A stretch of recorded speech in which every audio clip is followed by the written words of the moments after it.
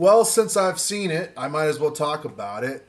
Star Wars: Tales of the Jedi, a show on Disney Plus that rips off the original Tales of the Jedi comic series and does nothing to adapt the original comic series. Only does it by name, kind of like a Skinwalker with the original idea.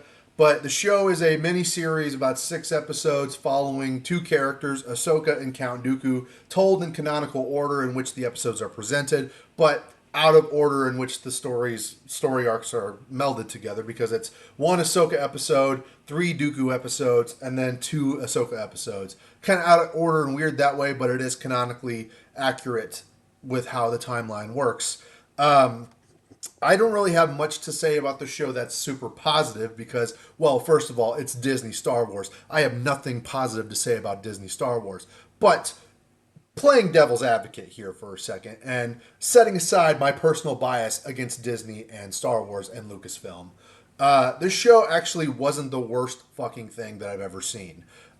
Sure, the Ahsoka story was a bit tedious, and that was the one that I didn't really care for. I was always just rolling my eyes, wondering the question, why does Dave Filoni give so much of a fuck about Ahsoka? Oh, that's right, he created Ahsoka, and if he doesn't have an Ahsoka blow-up doll in his house, he probably fucks his dogs. That is an absolute fact. You can Google it. I'm kidding. Whatever. But Ahsoka's story arc was kind of just, it made me think about the continuity in which it was placed in. Where does it fit in with Rebels? How does it fit in with the Bad Batch? How does it fit in with the end of the Clone Wars? I stopped asking questions after the second Ahsoka episode because then I stopped caring. Because I really don't really care about Ahsoka anymore. Post Rebels, she's kind of been a nothing burger of a character. Now, I do like the callback to what she learns in Tales of the Jedi from Anakin whenever she uses that to save her own life in Order 66 against Cody at the end of, or Cody and Rex. No, just Rex, because Cody was at Revenge of the Sith. Against Rex at the end of Order 66 in the Clone Wars TV series. That was the one thing that I liked about her story arc, but other than that, her fighting an Inquisitor, I was just like yawning. And that Inquisitor shows up more times in this series anyway. And then in the Maul series, I don't know the Inquisitor's name, and I don't really give a fuck. He's got a bird beak and he looks like a witch doctor. I don't care to know him. I don't give a fuck about Disney Star Wars anymore. But when it comes to Dooku's story, I was a little bit more intrigued. I was a little bit more invested. And while I still think it is a bastardization of what was or what could have been, nonetheless, it was still competent enough to be enjoyable.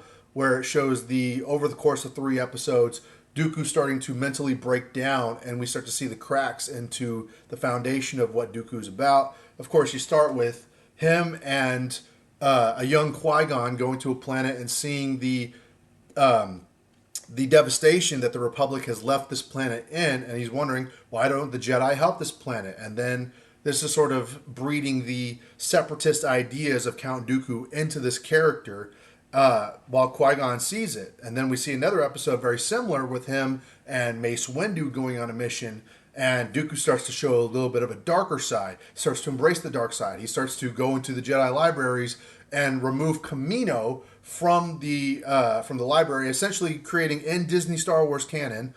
I mean, we've seen in non-Disney Star Wars canon and the legends that people like to call legends. I call it the EU canon, where Dooku has erased the. It was either assumed that Dooku or Palpatine, even though Palpatine would not have access to the Jedi logs, would have not been able to erase Kamino from the data logs of the Jedi libraries. Dooku, however, canonically in the Disney timeline has been able to do that. We see him removing Kamino from the Jedi library and using the alias of Sifo Dyas to do so. He is found out by the Jedi of Yoda species Yaddle, and we see a canonical death for Yaddle at the hands of Count Dooku as he ultimately turns to the dark side with Darth Sidious. This is a far cry from what happens to Yaddle in the EU, but nonetheless, it was still at least satisfying enough that I didn't roll my eyes and hate it moment for the Count Dooku side of Tales of the Jedi. ultimately the show is kind of a waste of time. It's sort of a fun little tag along, like a short, 6 episode series. If you want to watch it, go for it. Like nobody's stopping you. It's not the worst fucking thing ever. But ultimately, it means nothing. There's no future after this. The whole Tales of series, from Tales of the Jedi to the Tales of the Empire and Tales of the Underworld, kind of a waste of time. And of course, I'm going to make more videos covering those other two shows. But as far as Tales of the Jedi go, it's easily the best one of the three so far. And it's still not great. It doesn't really set the bar any higher than suboptimal for me. But that's Disney Star Wars for you. All I can say is the Dooku episodes were okay, and the Ahsoka episodes were boring as shit. I don't really care for Ahsoka anymore, and I'm not sure I give a fuck about Disney Star Wars anymore. I always trash them anyway. So let me know what y'all think in the comments down below. Like, share, and subscribe, and I'll see y'all in another video very soon. Raylos are weird. Don't smoke crack.